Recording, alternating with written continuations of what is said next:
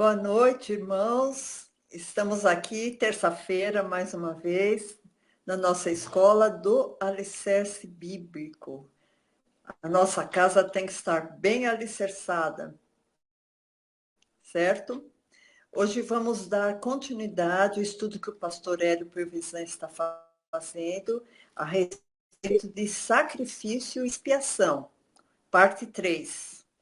E hoje nós vamos ter grandes revelações, o estudo vai ser muito bom. Nós glorificamos a Deus por isso, pela oportunidade de termos de estudar a palavra dele, de Deus, de Jesus Cristo, a palavra que Jesus Cristo deixou para nós, né? Então vamos buscar enquanto podemos achar, vamos buscar enquanto estamos com essa liberdade de estudar a palavra de Deus. Nós também convidamos os irmãos para os nossos cultos de quinta-feira, a cada 15 dias, da Escola de Doutrina Bíblica, e todos os domingos o nosso culto da família. Amém? Vamos fazer então uma oração para passar a palavra para o pastor, porque hoje o culto vai ser maravilhoso. Vocês conhecem esse corinho, né? Porque a palavra vai derramar conhecimento de Deus, amém? Glória a Deus. Senhor Jesus, nós estamos aqui, Pai, sedentos da Tua palavra, sedentos, Senhor Deus, de Te conhecer melhor, sedentos, Senhor Deus, de conhecer os Seus mistérios, Jesus. Amém, Jesus. Abençoa, Senhor, nossos corações, abra, Senhor, os nossos corações, abra as nossas mentes, Senhor, para que nós possamos receber essa palavra, Senhor. Dê uma unção especial, Senhor, ao coração e mente do pastor Hélio, Senhor, para que ele possa trazer a palavra que nós precisamos ouvir, Senhor. Abençoe esse culto, abençoe todos que estão ouvindo agora e todos que hão de ouvir essa palavra através dos nossos canais da internet, Pai. Amém. Abençoa a tua igreja, Senhor. E nós estamos aqui, Senhor, prontos para ouvir a tua palavra. Em nome de Jesus que eu te peço. Amém. Amém. Obrigado, Eliette. Amém. Maravilhas, maravilhas.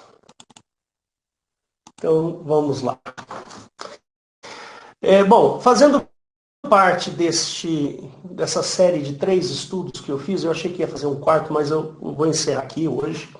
E aí, a partir da semana que vem, nós vamos começar uma nova série, falando sobre outros assuntos. Tá bom? Muito bem. Meu nome é Hélio, né? Eu sou pastor desta igreja, Igreja de Interlagos. Nós estamos aqui perto do Autódromo de Interlagos. Por enquanto, a nossa igreja está sendo feita só de maneira remota, né? Online, por causa da pandemia, mas em breve retornaremos, quem sabe num novo endereço, num lugar só nosso, para que a gente possa dar continuidade com o trabalho da igreja, né? Eu tenho me preocupado bastante com relação ao entendimento da palavra. Os irmãos aqui da igreja sabem disso. Eu venho insistindo muito nessa questão de nós conhecermos bem a Cristo, entendermos exatamente como é a mente de Cristo, para que, vindo o anticristo, nós possamos ter conhecimento suficiente para distinguir o que é e o que não é de Deus, né? Porque lembre-se, lá em Apocalipse 13 diz que o anticristo virá para enganar. E só é enganado quem não conhece, quem não sabe. Eu tenho dado essa explicação assim, muitas vezes, em muitos cultos que eu tenho pregado por aqui.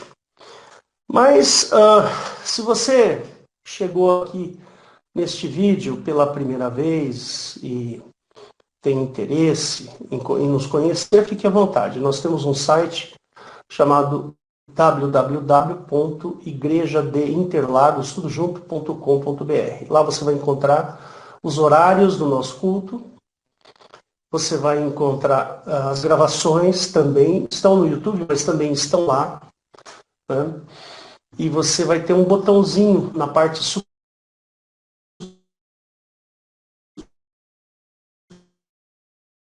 superior aqui, escrito ao vivo. Quando os que vão aparecer aqui desse lado dos horários do culto, entrar nesta sala e participar do culto conosco. Fique à vontade.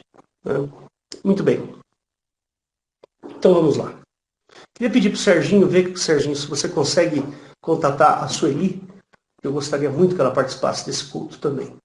Por favor, meu querido.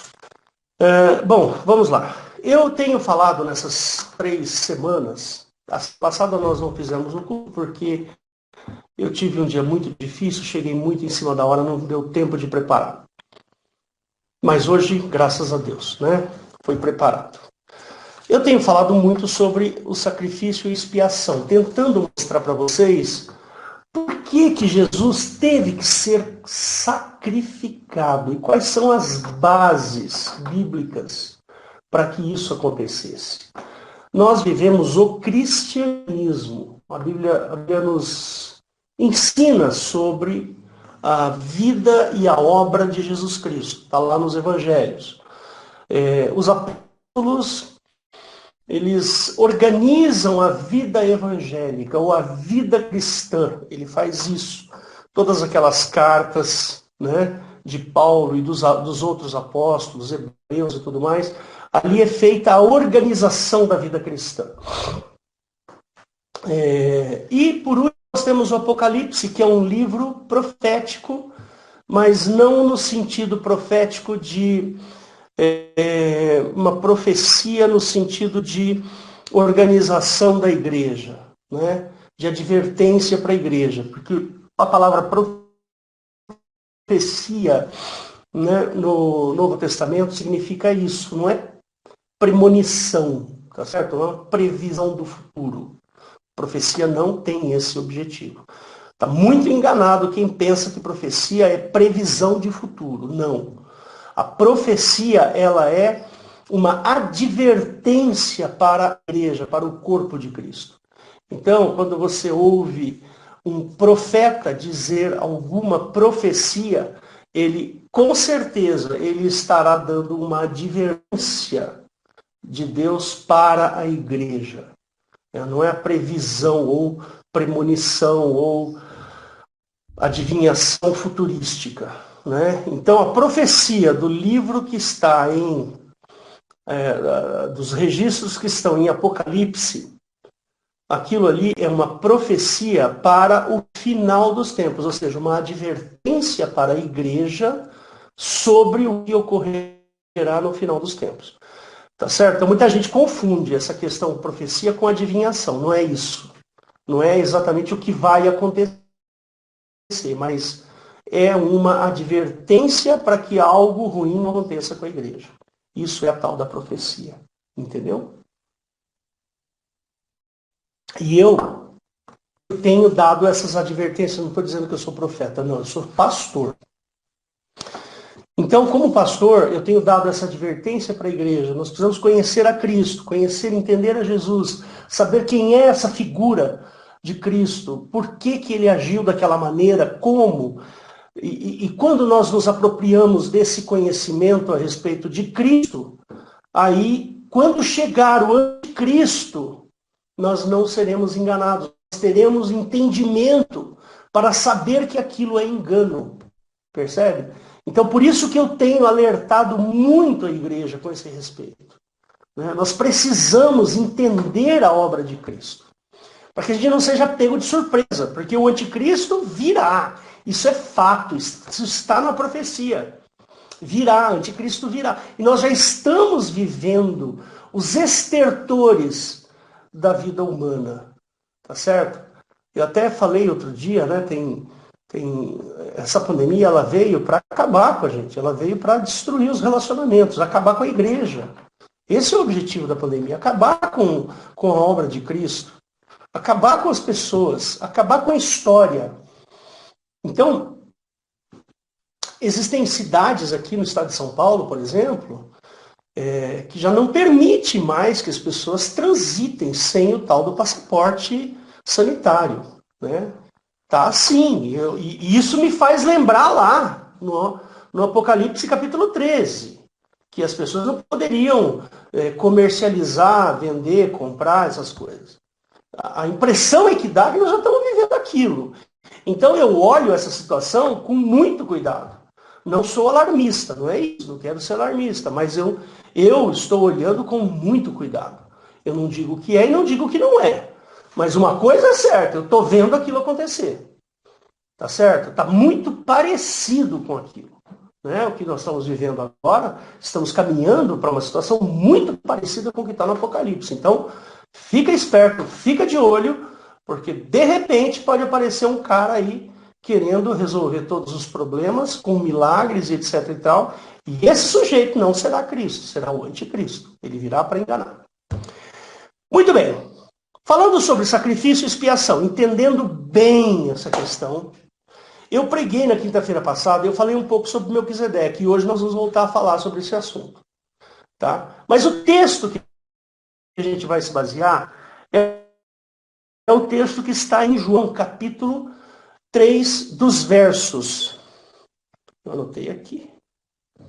Meu Deus do céu. Dos versos 16 ao 21. Tá certo? Queria que você... Eu vou abrir aqui para você ver. Eu até pedi no grupo do WhatsApp da igreja, pedi para que vocês lessem antecipadamente, se leram bem, né? Talvez seria bom você depois, um outro dia, você pegar o capítulo 3 inteiro de João e ler e meditar. É fundamental que a gente faça meditação do texto.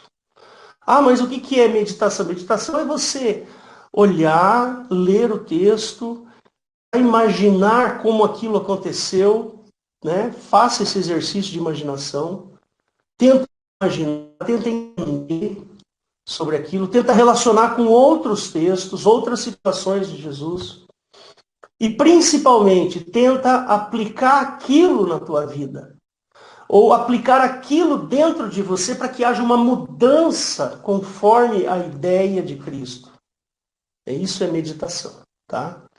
E eu estava hoje preparando um texto aqui, eu queria terminar sobre o assunto da expiação. Né? E aí, me surgiu esse texto, do verso 13, eu falei 16, né? João capítulo 3, do verso 13 ao 21. E eu comecei a meditar sobre esse texto. E eu comecei a ter umas revelações de Deus aí, uma coisa incrível, muito interessante, que eu vou ler para vocês.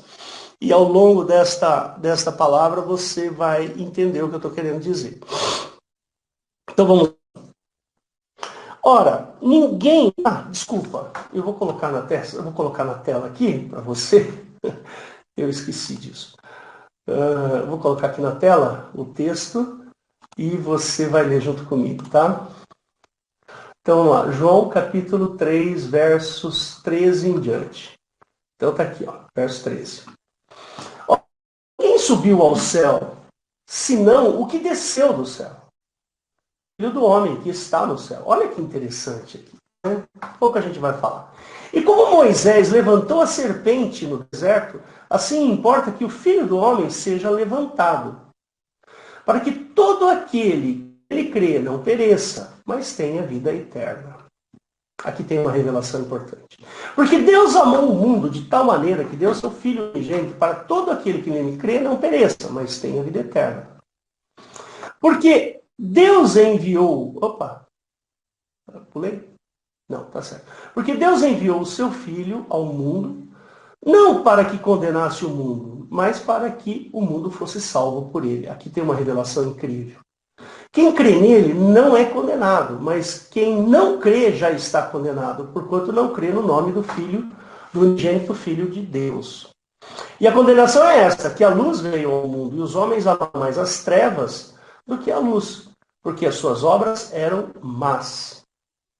Porque todo aquele que faz o mal odeia a luz e não vem para a luz, para que as suas obras não sejam reprovadas. Mas quem pratica a verdade vem para a luz, a fim de que as suas obras sejam manifestas, porque são feitas em Deus.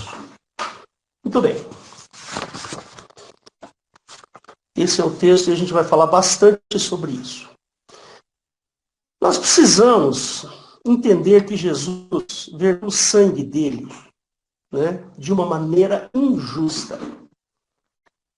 Porque, deixa eu voltar aqui para você me ver.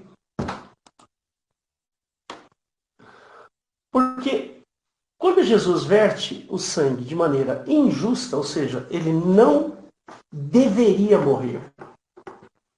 Porque a morte ela foi criada somente para pecadores. Quem não peca não pode morrer. Você percebe? Mas o que é pecar? A gente precisa entender isso aí também. Né? Precisamos tomar cuidado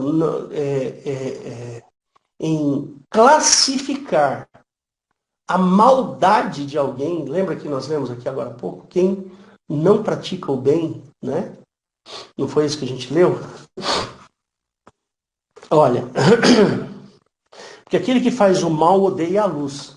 Fazer o mal não é necessariamente pecar. Cuidado com isso. Jesus elevou o pecado ao seu devido lugar nesse versículo aqui. Odiar, aliás, fazer o mal não é pecar. Olha que esquisito falar isso, gente. Dá até arrepio, né? O que é pecar? Pecar é desobedecer à lei de Moisés. Isso é pecar. E fazer o mal não necessariamente gera desobediência da lei de Moisés. Mas Jesus não gosta do mal. Percebe? Ele não gosta do mal. Porque quem gosta do mal não ama a luz. Deu para entender? Essa é a questão.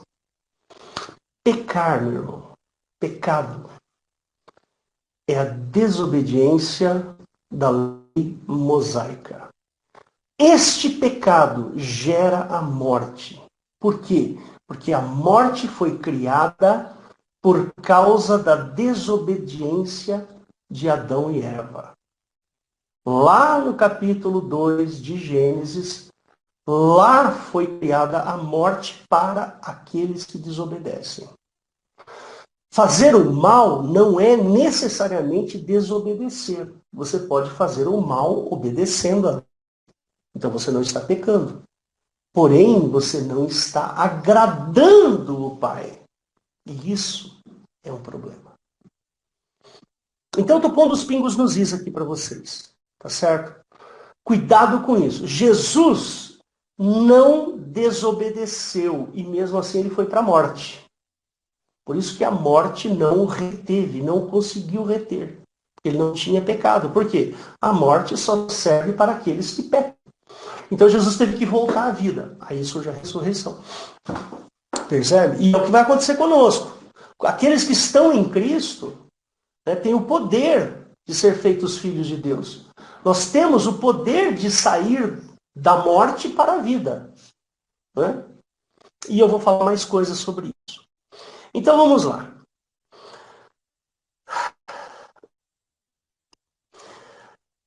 Vamos falar um pouquinho sobre a ordem de Melquisedeque. Como eu disse na quinta-feira, a última quinta-feira que eu preguei para vocês, eu falei um pouco sobre Melquisedeque. E Melquisedeque é uma figura muito estranha dentro da Bíblia. É uma figura muito esquisita. A gente não conhece exatamente esse sujeito, Melquisedeque. Embora nós não conheçamos, mas ele é uma figura importantíssima. Percebe? A gente não sabe exatamente quem é Melquisedeque. Mas ele é uma figura importante. Por quê? Porque Melquisedeque, em algum momento no Velho Testamento, estabeleceu uma ordem. Tá certo? Um sacerdócio. Ou seja, Melquisedeque estabeleceu, ele tinha poder o suficiente para estabelecer um sacerdócio, ou uma ordem, uma ordenação jurídica. Deu para entender? Você sabe o que é uma ordem? Então, uma ordem é uma ordenação. Vamos supor que você entrou... Lá nos Estados Unidos tem muito disso, né? Os alunos de universidades, eles entram para determinadas ordens.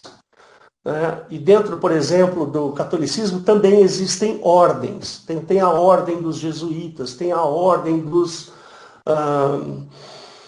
não sei muito, mas percebe? O que significa isso? Quando você entra para uma ordem, você recebe um rol de leis ou de regras que você tem que obedecer para pertencer àquela ordem. Percebe? Isso é uma ordem. Então, por exemplo, você está aqui no Brasil, então você está sob uma ordem jurídica brasileira. Você tem que respeitar aquelas regras. Vocês estão entendendo bem o que é uma ordem? Então, a ordem de Melquisedeque, ela foi estabelecida em algum momento, por algum motivo, lá no passado distante. Nós não sabemos quando aconteceu e o porquê, mas sabemos que aconteceu. É um fato.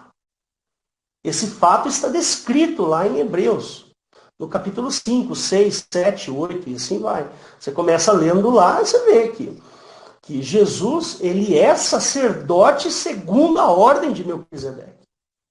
Entendeu?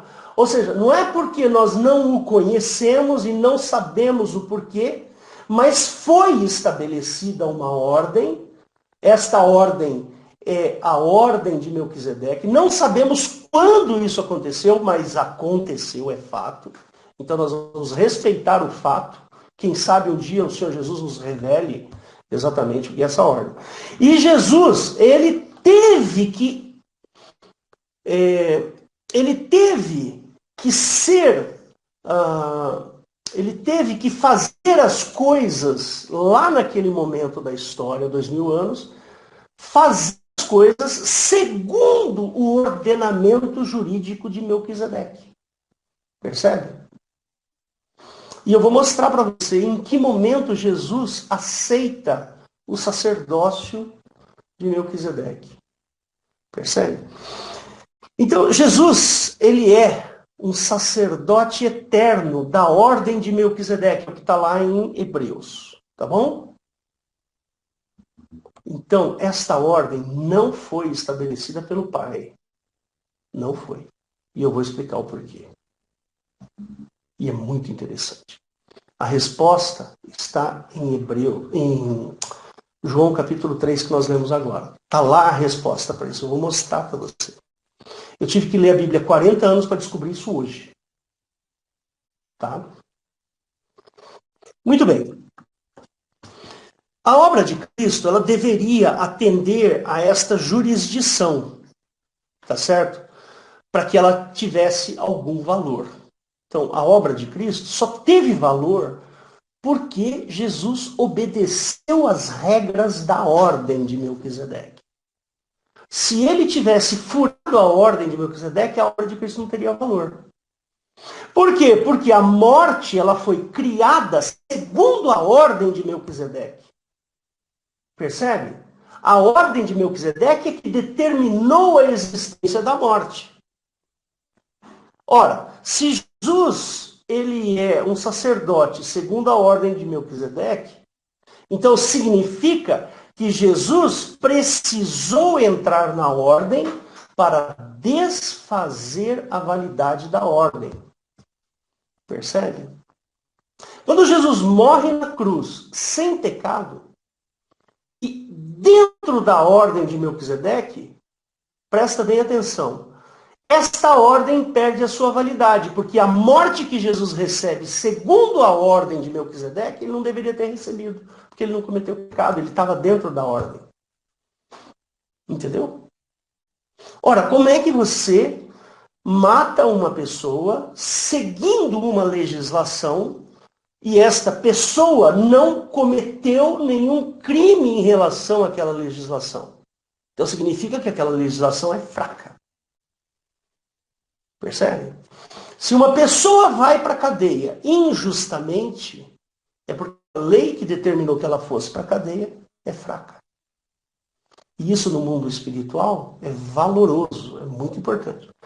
Então, se você olhar em Hebreus 6, anota isso, tá? Eu já falei isso no outro culto, mas anota aí que é importante você ler depois. Se você ler em Hebreus 6, 13 a 20 e Hebreus 7, 1, 28, você vai entender a importância da ordem de Melquisedeque. E Jesus faz parte dessa ordem. Esta ordem, ela foi estabelecida pelo Deus Altíssimo, que muita gente chama de Pai, mas eu particularmente não. Nome Deus Altíssimo é uma determinação para um determinado Deus. Não é exatamente o Pai. Percebe? Não se sabe quando e nem porquê. O que sabemos é que esta ordem põe a obra de Cristo dentro da legalidade, dentro do ordenamento jurídico espiritual que está valendo. Percebe? E toda a humanidade está contida nesse ordenamento de Melquisedeque. Por isso que nós morremos. Se nós morremos, é porque nós estamos dentro da ordem de Melquisedeque. Percebe? Lá em Gênesis capítulo 2, ele estabelece a morte. Ele fala assim, se desta árvore vocês comerem o fruto, certamente morrereis. Ué, certamente morrereis? É porque antes não morria. Por que antes não morria? Se não morria, é porque não existia a morte. A morte foi criada naquele momento. Percebe? Então vamos continuar aqui, vamos lá. É certo que Cristo teve que ser ordenado segundo a ordem de Melquisedeque. O que nos faz pensar que a jurisdição de Jeová foi definida segundo esta ordem. E Jesus precisou, seguindo esta ordem, ser sacrificado para que toda a lei e toda a ordem fossem devolvidas ao Deus Pai. Percebe? Então, a jurisdição da ordem de Melquisedeque, ela perde efeito por causa da morte de Cristo. E Jesus estabelece um novo ordenamento jurídico, que é a graça. Por isso que dentro da graça não há pecado. Por que não há pecado? Porque nós não estamos mais na ordem de Melquisedeque, dentro da lei. Ah, mas não posso pecar? Não, não é que você pode pecar. Paulo fala assim, todas as coisas me são lícitas, mas nem todas me convêm. Então, depende de você. Você quer desagradar a Deus? Então, faça maldades. Faça maldades. Você quer agradar a Deus? Ame. É isso que Jesus fala, o tempo todo. Aquele que ama não faz o mal. É assim que Pedro nos ensina lá nas cartas de Pedro. Aquele que ama o seu próximo não faz mal. Percebe? Ele está na luz. Entendeu? Cabe mais estudo aqui. Eu não estou dizendo que eu estou fechado nessa questão. A gente precisa estudar mais esse assunto. Mas eu entendi isso hoje. Eu entendi que a jurisdição de Jeová, a jurisdição da lei de Moisés, acaba dentro da morte de Cristo. Ora, como é que Cristo pode ser morto? Como é que Cristo pode ir para a cruz, condenado à morte na cruz, sendo que dentro da ordem ele não poderia? Porque só vai para a cruz quem desobedece à ordem. Jesus foi para a cruz sem desobedecer à ordem. Então a ordem é fraca. A lei é fraca. A lei é inútil. A ordem é inútil. Percebe? Aí Jesus resgata das mãos de Melquisedeque, que é o próprio Satanás e o diabo, e Jeová resgata, tira o ordenamento jurídico das mãos desses caras e estabelece um novo ordenamento que se chama graça, perdão, amor. É assim que é esta ordem. Mas vamos continuar aqui. Poderia falar mais tempo sobre isso.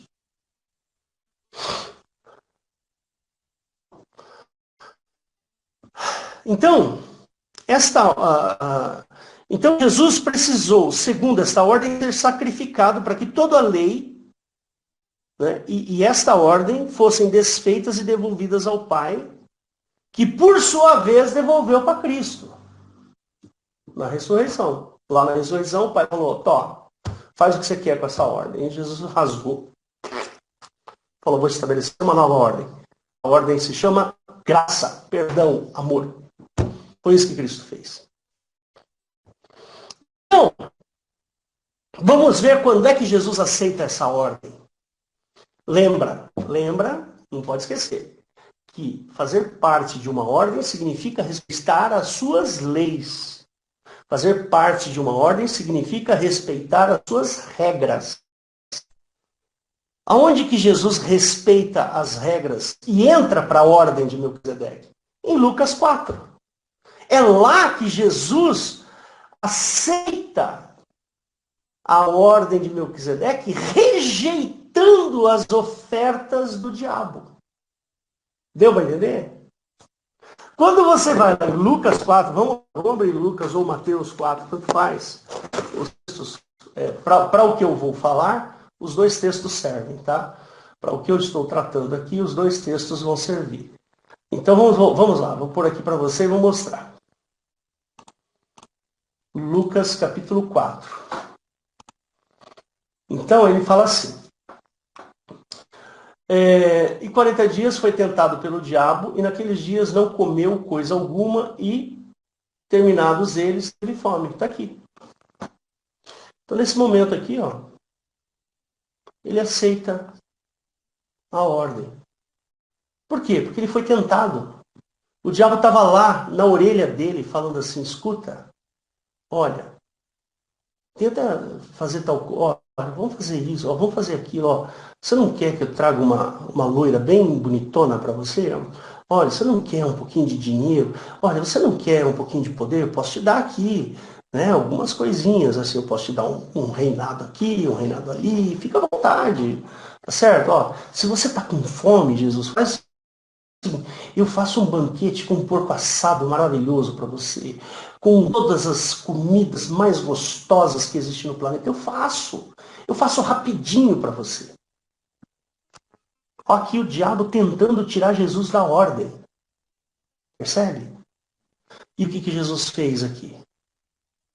Recusou. Ele recusou. Quando ele recusa a obra de Satanás, ele entra para a ordem de Melquisedeque. Lembre-se, aqui embaixo ele fala assim. E disse o diabo, dar-te-ei todo este poder, agora porque a mim me foi entregue. Aqui a ordem de Melquisedeque. A mim me foi entregue. Eu sou dono de tudo, porque eu sou o detentor da ordem. E eu dou a quem quero. Está aqui, ó. Ninguém para pensar direito nisso. Como é que o diabo vem aqui, oferece tanta coisa para Jesus, e mesmo assim Jesus recusa. Aqui nesse versículo, o diabo está falando assim, eu sou o sacerdote da ordem de Melquisedeque, eu tenho todo o poder, eu faço o que eu quero. E Jesus falou assim, não quero. Quando Jesus faz isso, ele entra para a ordem. Porque aí Jesus opta por não ceder às leis. Ou seja, ele opta por não pecar, não desobedecer o que está no Velho Testamento. Essa é a questão. Mas você já vai entender mais coisa já. Presta bem atenção. Então tá aí, a ordem de Melquisedeque, o momento que Jesus aceita a ordem de Melquisedeque. Percebe? Ele aceita as regras do jogo. É isso que ele está falando. É nesse momento que Jesus, eu estou na jogada, diabo. Eu entrei para o jogo. Se cuida, mané. Deu para entender? Jesus aceita as regras. Quais são as regras? Obedecer à lei. Obedeceu à lei. Se ele obedece à lei e vai para a cruz, a lei perfeita. Isso é maravilhoso, né? Bom, vamos lá, continuar. A expiação fora pré-ordenada nesta ordem de Melquisedeque, por ocasião da introdução da lei mosaica. Então, a expiação, ela passa a existir lá no Velho Testamento, no momento em que a lei é dada para Moisés. Então, ali existe a tal da expiação. Né? Quando Jesus diz a palavra, está consumado, anota aí. João capítulo 19, verso 30, Jesus fala esta palavra, está consumado. Quando Jesus fala isso, nesse momento ele morre. Né? Ou seja, o propósito da lei e a ordem de Melquisedeque perde a sua eficácia. Nesse momento, Jesus fez a coisa mais incrível do universo. Desfaz a ordem de Melquisedeque. E lá nesse momento, Jesus retira das mãos de Jeová e Satanás o poder de levar as pessoas para a morte, por desobediência. Entendeu? A morte, ela foi criada para que aqueles que desobedecem à lei mosaica fossem enviados para lá, para a morte. Né? É isso que a morte serve para isso. Para quem desobedece. Entendeu? Você desobedeceu à lei mosaica, você tem que morrer. Alguém tem que morrer. Percebe? Ou seja, ou morre uma pombinha, ou morre um carneirinho, ou você morre. Lá em Romanos fala que o salário do pecado é a morte. Mas o que é o pecado? A desobediência da lei mosaica. É isso. Cristo não desobedeceu nem mesmo uma vírgula da lei. E mesmo assim foi levado para a morte. Né? Então, como eu costumo dizer, né? Eu já falei isso diversas vezes, eu gosto de dizer isso. Né? Cristo não tinha o bilhete, a passagem para entrar no inferno. Que é, esse bilhete se chama pecado. Portanto, quando Jesus chegou lá no inferno, ele não podia ficar lá. O inferno devolveu, rejeitou, não conseguiu retê-lo. Aí ele teve que ressuscitar. E nós que estamos em Cristo, nós não detemos mais esse bilhete, porque Jesus tomou esse bilhete da gente. O bilhete da entrada para o inferno. Porque Cristo retirou a jurisdição da ordem de Melquisedeque. A jurisdição da lei mosaica, Jesus tirou. E aí ele implanta uma nova jurisdição, que se chama graça. É na graça que nós estamos. Nós amamos a Cristo, por isso fazemos o bem. Entendeu? Ora, se eu amo a Deus, se eu amo o Pai, eu faço o bem. Eu não faço trocas. Como o Velho Testamento. No Velho Testamento se fazia uma troca. Você obedecia para não morrer. Percebe? Você desobedecia, você morria. Era troca. No Novo Testamento, na graça, não é.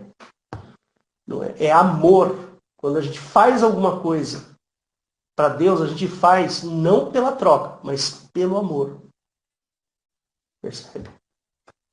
Dentro do amor não existe troca, irmãos. O amor, tudo sofre, tudo crê, tudo suporta, e tá. Vê se tem uma vírgula de troca dentro de 1 Coríntios 13. Vai lá ver. Não existe. Então nós fazemos as coisas, nós fazemos o bem, nós temos que fazer o bem. Mas quem tem medo do inferno? O inferno não existe mais para nós. A gente quer fazer o bem porque nós amamos a Deus. Deus nos ama. Eu faço o bem para minha esposa porque eu amo a minha esposa. Ela me dá uma coisa em troca, ela não me paga nada. Entendeu? É amor. O amor, sim. Eu amo meu filho. Percebe? Pode o meu filho falar mal de mim, pode fazer alguma coisa contra mim, mas eu o amo ainda que ele me desconsidere. Eu ainda o amo. Não tem troca. Essa ideia que eu acabei de dar para vocês, ela está em Hebreus 9,15. Vou pôr aqui para você. Eu já li esse texto algumas vezes, mas eu vou pôr. Hebreus 9, verso 15. Então vamos lá. Veja, irmãos, o estudo que eu estou fazendo com vocês não é com profundidade, mas é assim, para você entender a mecânica. Para você fazer um estudo bem profundo desse assunto, aí é outra história. Então vamos lá. O que está escrito aqui? Por isso, Jesus é um mediador de um novo testamento. Ó, Novo Testamento, nova ordem. Deu para entender? Para que, intervindo a morte para a remissão das transgressões, que havia debaixo do primeiro testamento, da primeira ordem, os chamados recebem a promessa da herança eterna. Está aqui.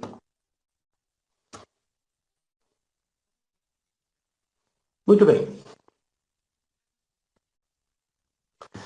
Muitos da teologia, agora presta bem atenção, nós vamos começar a entrar naquele texto lá que eu falei, de João.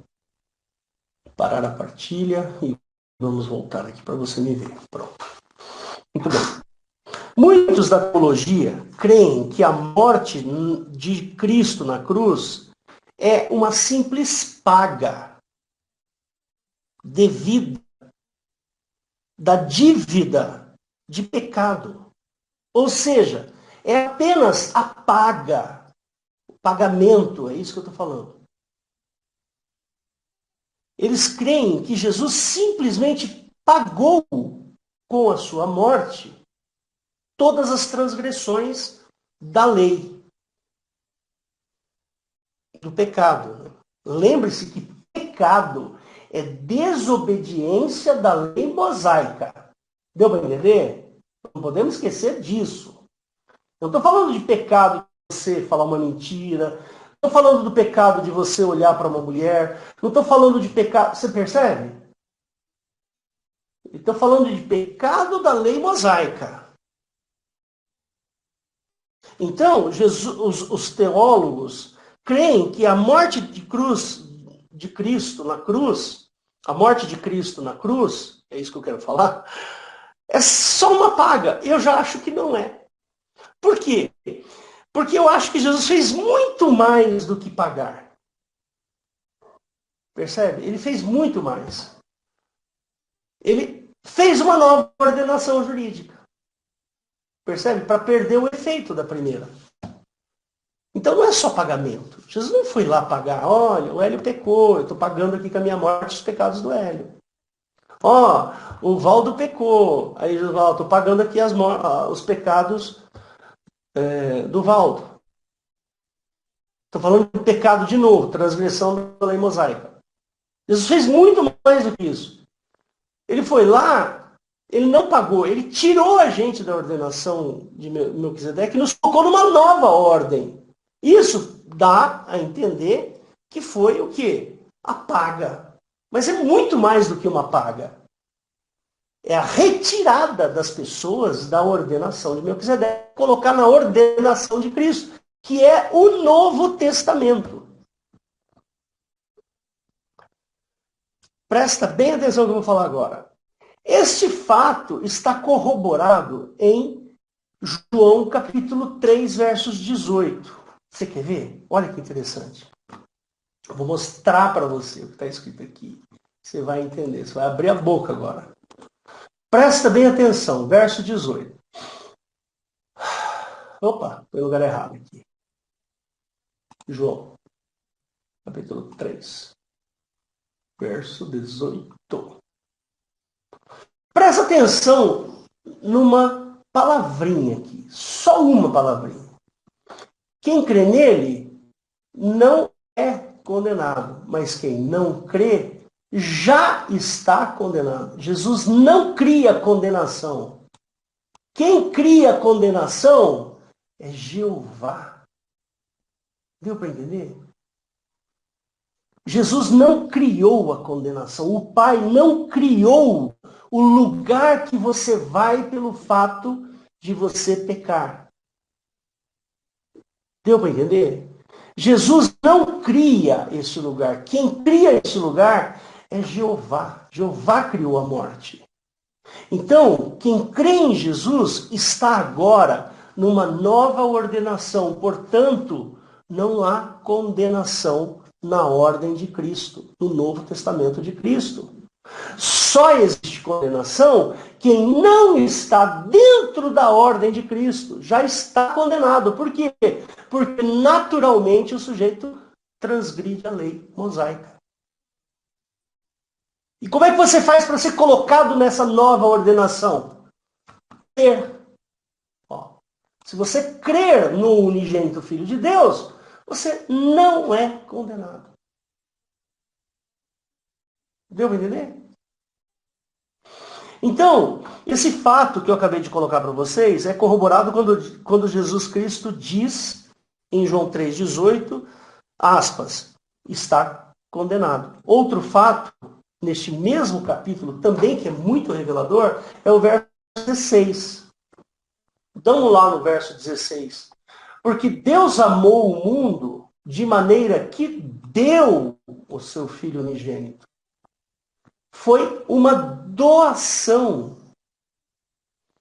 Jesus foi doado para a ordem de Melquisedeque, para ser vituperado, para ser amaldiçoado. Por quê? Porque o pai sabia que se o seu filho fosse morto naquela cruz, toda a condenação de quem crer nele nunca mais pereça. Deu para entender? Quem é que pode perecer? É aquele que está debaixo da lei mosaica. Quem é que não pode perecer? Aquele que está debaixo da ordenação de Cristo. O Pai, irmãos, não cria condenação. Por isso que ele fala que já está condenado. A condenação, ela já existe. Ou seja, ela foi criada no Éden para quem desobedecesse. O Pai não precisa condenar. Deu para entender? O nosso Pai, o Pai de Jesus Cristo, ele não precisa condenar. Pois quem faz isso é Jeová, que é o Criador da morte. Por esta causa é que a ordem de Cristo ela é muito melhor do que aquela. Mas tem mais coisa aqui. Quer ver? Deixa eu voltar lá. Aqui tem umas coisas muito interessantes. Né? Porque Deus enviou ao Filho ao mundo não para que condenasse. Olha aqui, não existe condenação criada por Cristo. Percebe? Deus, o Pai, ele não tem ira. Quem tem ira é Jeová. Jeová é iracundo. Criou condenações. Deus, o nosso Pai, peraí.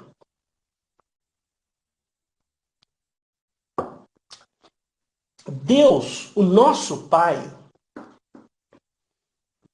ele só é amor. Dentro do coração do Pai não existe ira.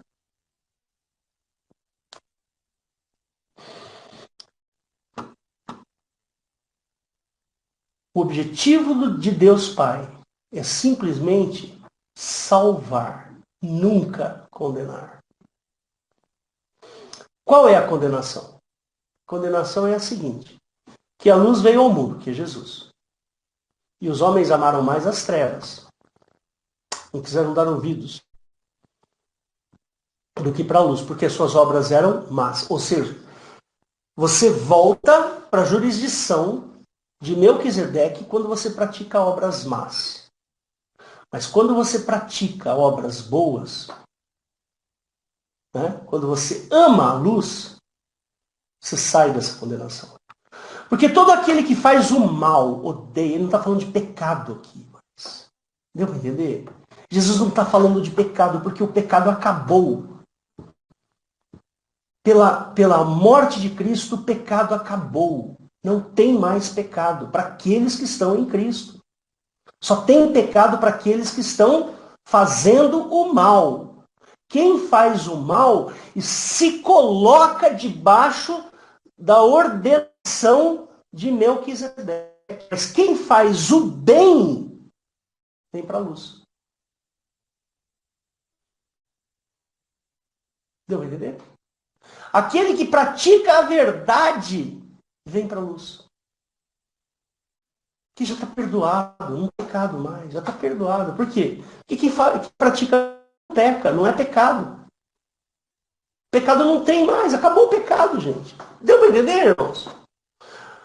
Gente, a obra de Cristo é uma obra muito, mas muito maior do que o que a teologia diz. Isso aqui, gente, isso aqui é de uma inteligência. É de uma inteligência descomunal. Olha o que Jesus fez com a obra de Satanás.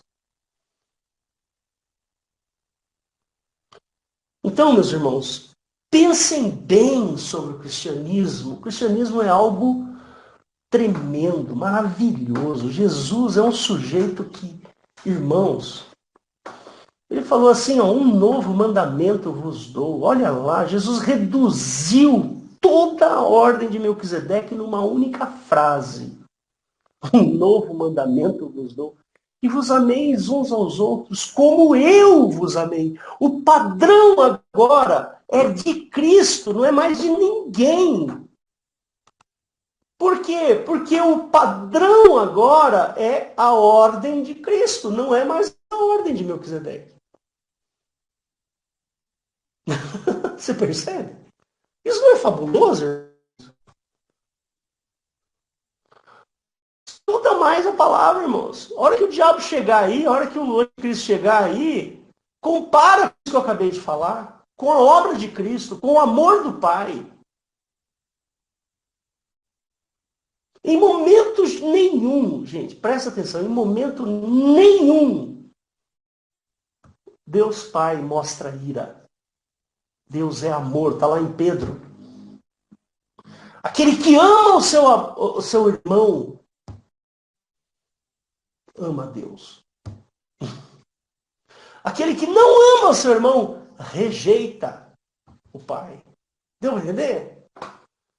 Então, para que pecado? Não existe mais, o pecado acabou. Agora é a lei do amor.